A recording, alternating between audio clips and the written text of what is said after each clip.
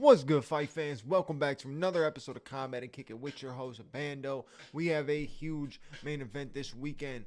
The welterweight championship is on the line. Belal Muhammad must defend the title, but I am not breaking down that matchup. This is the high-stakes fighter breakdown on the current welterweight champion, Belal Muhammad. So let's get into this episode. Let's smoke.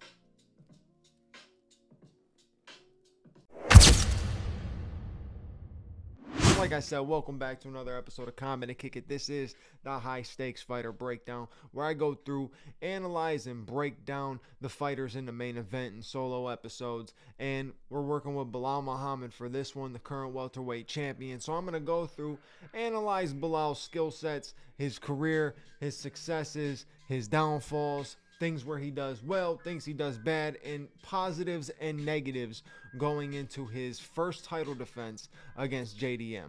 So when you talk about Belal Muhammad, when you get into Belal Muhammad, obviously the thing that pops into everybody's mind is wrestling. Wrestling, decisions, and boring fights. The unfortunate truth is Belal is a boring style fighter, right? Obviously, a lot of decision wins in his career, not many finishes, no knockdowns, no nasty, crazy knockouts or anything like that, right? So Belal is known for a lot of negative things. But in reality, we have to look at the fact that he is the current welterweight champion for a reason, and he has fought some top-tier competition to get to the position he's in.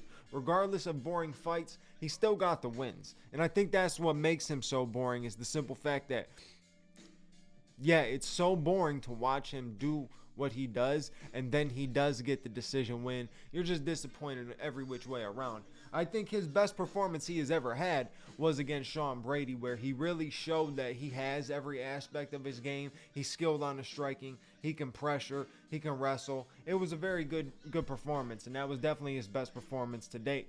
I haven't seen that since, if I'm being honest with you. I wasn't really impressed by the Leon performance, because really, to me, it gave me the look that, like, just Leon wasn't doing anything. Leon was just literally not doing anything. It was a very lackluster fight. But either way, Belal does have a good skill set. Obviously, wrestling is the well-known part of it.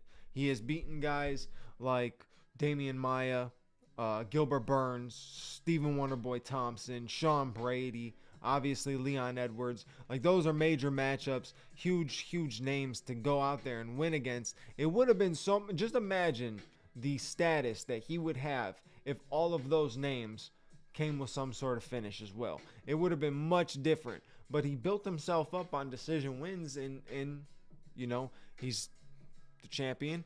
And what can you say? It is what it is. For somebody named Remember the Name, he's not doing a lot to make people remember his name. Let's put it that way.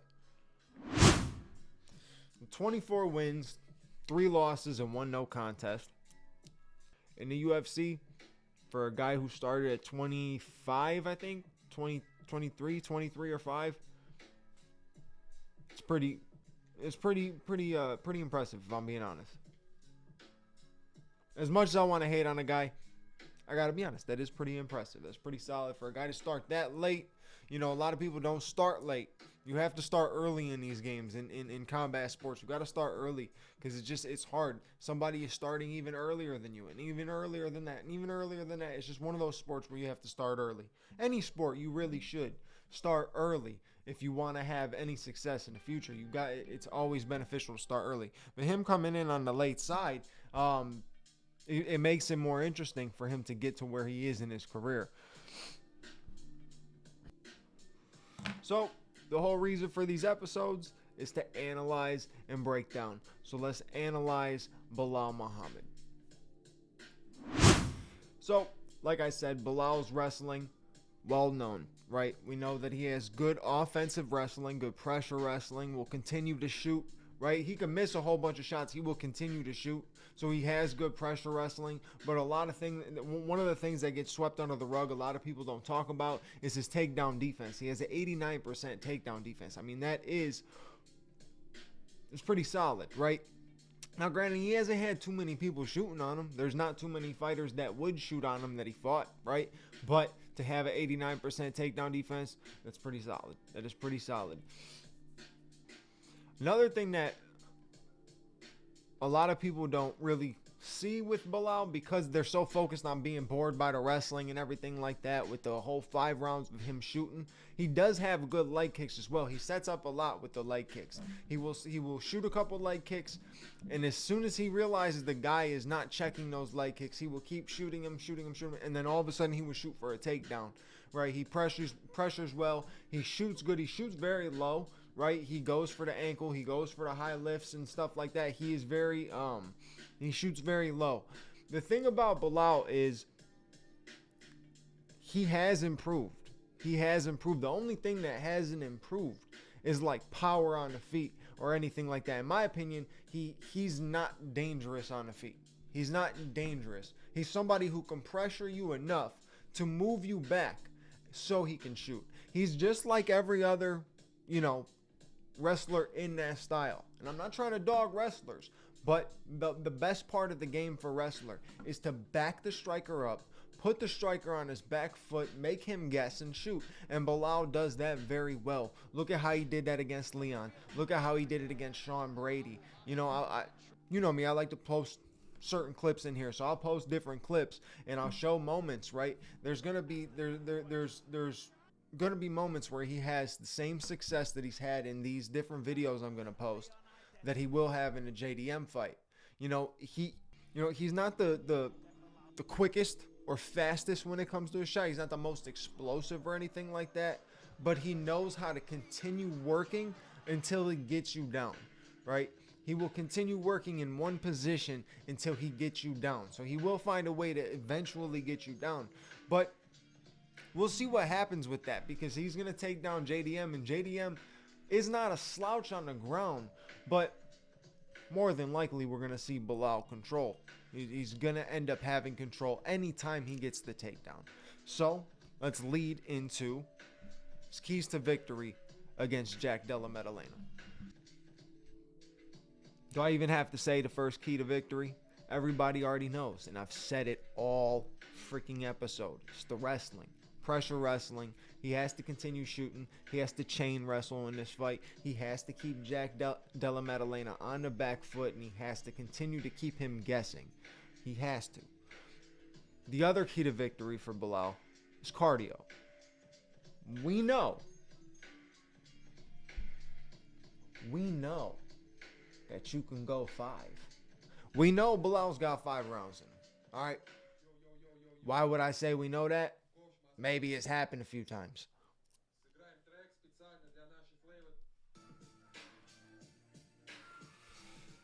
It's happened a couple times. Or more than a couple. Multiple. Almost every time. 90% of the time. 5 rounds. So he has good cardio. Most of the wrestlers do have pretty good cardio. They're going to be shooting all night, whether they get the takedowns or not. Right? And I think that's going to be Belal. Belal's going to be shooting all night, whether he gets the takedowns or not. But he knows he knows he could back it up with his cardio. JDM, on the other hand, we'll have to see. We'll have to see. Now, being in many 5-round competition, it's interesting. It's interesting. And then the other key to victory, in my opinion, is just keep him guessing.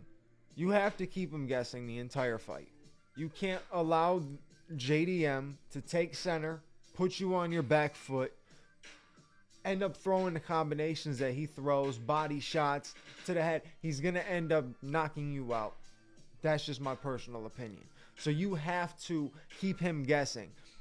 On the back foot, keep him guessing. You don't have to do anything crazy on the feet. You have to do very similar stuff to what Khabib did. And you've trained with Khabib multiple times. You've had those guys in your corner teaching you different things about how to set stuff up. And sometimes you just have to come in a little sloppy, because if a guy like Jack Della Maddalena, who does much better when he's throwing combinations. Even though he's good at countering, if he can make you miss, if you're coming in stupid and he makes you miss, he can counter you just like he did to Randy Brown.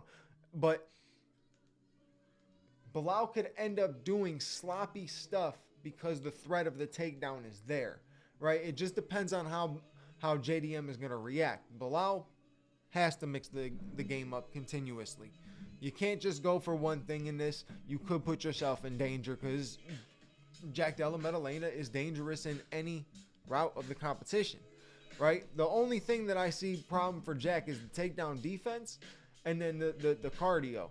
And I'll get into that later when I do a full Jack breakdown. But if he can throw something up on his back and get a submission, he's dangerous. It's very dangerous. So I think he just has to be smart, but you have to continue to keep him guessing. Continuously keep him moving on his back foot, circling the octagon, and you kind of got to chase. So with that leads into the negatives, the things that he doesn't want to do, or the things that might negatively affect him in his fight against JDM. Obviously, we know that JDM is the better striker. He's a good counter puncher, and he's a great combo puncher, and he works the body a lot. Something that a lot of people have not done to Belal is work the body. And that does gas out wrestlers who are going to continuously shoot on you all night, and you're working the lower half. It's going to bother him. It's going to bother him. So he's got to be smart with that. You know, Belal doesn't have knockout power. I'm not going to say he doesn't. Every guy in the UFC has some knockout power. It's not impossible. Any man who throws that punch up could end up getting a KO. So it's not impossible, right? But he's not known for having knockout power. JDM, on the other hand, known for getting finishes, known for having some knockout power or power to at least drop you. Belal doesn't have that. So the stand-up is a worrisome thing in this. If he doesn't do what I said in the things to win, if he doesn't mix the game up, he's going to end up getting pinged up on the feet, because I could see JDM keeping the fight in the middle and just outboxing him the whole time. Belal has good kicks, but the kicks could also be a downfall to him if he keeps his hands down, which he does tend to do when he throws them kicks. So he's just got to be smart on the stand-up, but I do see him having some issues on the feet. And then alongside of that, the other negative is his distance management. Right? Usually not good with distance management against longer and taller opponents, which I don't know if Jack really is that. Jack might be about the same height, maybe longer reach, right? So it might not play a huge factor into this, but it does slow down the tempo of his striking, and for him to be able to set up for his next thing, right? If Jack Della Maddalena could freeze him on the feet, he'll end up pinging him up.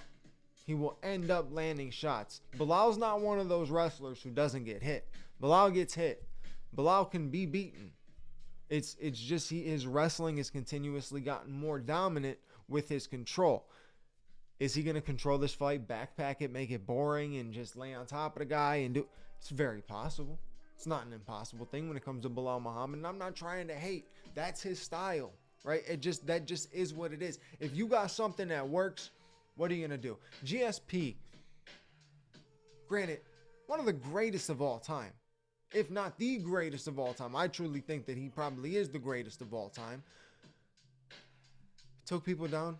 A lot of times he would lay on top of them. Sometimes he just land some shots from the top. But guess what? No one could defend it. He knew how to get him down. He got him down with perfect timing, great takedowns, and it led him to victory. So you can't be mad at it. You can't be mad at it. The welterweight division has been controlled by wrestlers for a very long time. So just is what it is. And it might continuously get controlled by a wrestler if JDM doesn't take over. It's going to be a tough night for him. I can see Belal having a lot of success. Like I said, the wrestling is there. The cardio is there. He's good with the leg kicks. And we'll talk about that in the JDM breakdown, because I talk about how JDM doesn't really throw like any kicks. So Belal could have a lot of success, and I can see him walking out Saturday night with his hand raised. But we'll have to see. We'll wait and see. But that's it for this full-on high stakes breakdown of Belal Muhammad. Make sure to stay tuned, like, comment, subscribe, hit the bell notification button so you know when the JDM episode comes out, which is going to be right after this. And I'll catch you on the next episode. Your boy Bando is out.